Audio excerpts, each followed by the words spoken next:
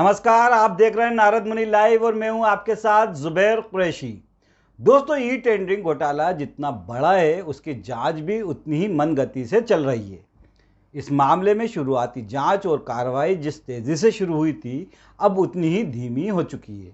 हालत यह है कि बीते 1.5 साल में इस मामले की जांच जस की तस पड़ी हुई है। इसके लिए आर्थिक अपराध प्रकोष्ठ यानी कि ईओडब्ल्यू तकनीकी जांच के लिए दिल्ली की टीम पर निर्भरता को बड़ी वजह बताता है। देखिए इसी पर नारद मुनि की ये रिपोर्ट। ई टेंडरिंग घोटाला। ई टेंडरिंग घोटाले की जांच रफ्तार क्यों पड़ी सुस्त? कौन नहीं होने दे रहा जांच पूरी? सिर्फ हो रही है खाना पूर्ति। 1000 करोड़ रुपए से ज्यादा का है घोटाला। साक्ष्यों की रिपोर्ट पाने के लिए लंबे समय से कागजी कार्रवाई की खानापूर्ति का काम किया जा रहा है। इसी तरह से जांच में बेहद अहम रोल हार्ड डिस्क का है, जिसके 1.5 साल के इंतजार के बाद कोई रिपोर्ट तो नहीं मिली है, बल्कि अब ये जानकारी दी गई है कि जिस हार्ड डिस्क को डेटा रिकवर करने के लिए भेजा गया था, उससे डेटा ही रिकवर नहीं हो रहा है। इसकी वजह से अब दूसरी हार्ड डिस्क भेजी जाए। इसके बाद दूसरी हार्ड डिस्क भी भेज दी गई है। हार्ड डिस्क से डाटा रिकवर और उसके आधार पर घोटालों के साक्ष्य जुटाने के लिए रिपोर्ट आने का ईओडब्ल्यू को इंतजार बना हुआ है। दरअसल हजारों करोड़ रुपए के इस घोटाले के सामने आने के बाद करीब 1.5 साल पहले ईओडब्ल्यू ने computer emergency response team Delhi को ई टेंडर में शामिल कंपनियों के यहां से जब्त हार्ड डिस्क भेजी थी। इसमें 9 टेंडर की गड़बड़ी के मामले थे। कुछ समय पहले इन्हें सर्चिन ने रिपोर्ट भेजी थी। तकनीकी खामियों के कारण हार्ड डिस्क से डेटा रिकवर नहीं हो रहा है। ईओडब्ल्यू ने फिर से डेटा को दिल्ली भेजा है। इसके बाद लगातार कई स्मरण पत्र भेजकर उसकी रिपोर्ट मांगी जा रही है, लेकिन अब तक रिपोर्ट नहीं मिल सकी है और इस कमी की वजह से 9 टेंडरों के मामले में जांच आगे नहीं बढ़ पा रही है। सूत्रों का कहना है कि दिल्ली से मिलने वाली तकनीकी रिपोर्ट प्रमुख साक्ष्य होगा और इसके बिना आगे बढ़ने से कई मामलों को साबित करने में परेशानी आएगी।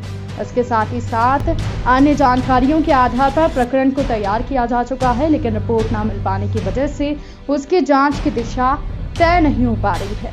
उल्लेखनीय है कि इस मामले में बीते कुछ माह पहले प्रदेश के पूर्व मुख्य सचिव एम गोपाल रेड्डी से भी प्रवर्तन निदेशालय के द्वारा पूछताछ की जा चुकी है। आरोपियों के द्वारा ई टेंडर के पोर्टल को हैक करके निविदाओं में हेरफेर कर पसंद की कंपनियों को काम दिला दिया जाता था। इस मामले में ईडी ने भी 1 साल पहले मामला दर्ज कर जांच शुरू की और सबूत जुटाने के लिए संदिग्धों के ठिकानों पर छापेमार कार्रवाई की। जनवरी से मार्च 2018 के बीच 5 विभागों में गड़बड़ी का पता चला था। शुरुआत में ये मामला 7 टेंडरों में गड़बड़ी और 900 करोड़ रुपए के घोटाले तक सीमित था, पर जैसे जैसे जांच आगे बढ़ी, टेंडर की संख्या भी बढ़ी और घोटाले की रकम भी। मार्च 2018 में तत्कालीन सरकार ने मामले में संबंधित विभागों के 5 अधिकारियों के खिलाफ आर्थिक अपराध प्रकोष्ठ में मामला दर्ज कर दिया था। दिसंबर 2018 में कमलनाथ सत्ता में आए तो मामला ईडी को सौंप दिया गया। ईओडब्ल्यू के अधिकारियों का कहना है कि इस संबंध में लगातार पत्राचार किया जा रहा है।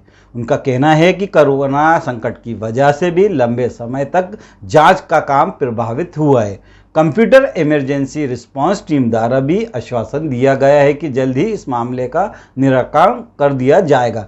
गौरतलब है कि ई टेंडरिंग घोटाला अप्रैल 2018 में उस समय सामने आया था जब जल निगम की 3 निविदाओं को खोलते समय कंप्यूटर ने एक संदेश डिस्प्ले किया था, जिसके बाद ही पता चला कि निविदाओं में टेम्परिंग की जा रही है। राज्य सरकार के आदेश पर साल 2019 में प्रकरण दर्ज कर जांच शुरू की गई थी। तो दोस्तों, आपको ये खबर कैसी लगी कमेंट करके ज़रूर बताएं और खबर पसंद आए तो इसे लाइक और शेयर भी करें। जय हिंद, नमस्कार।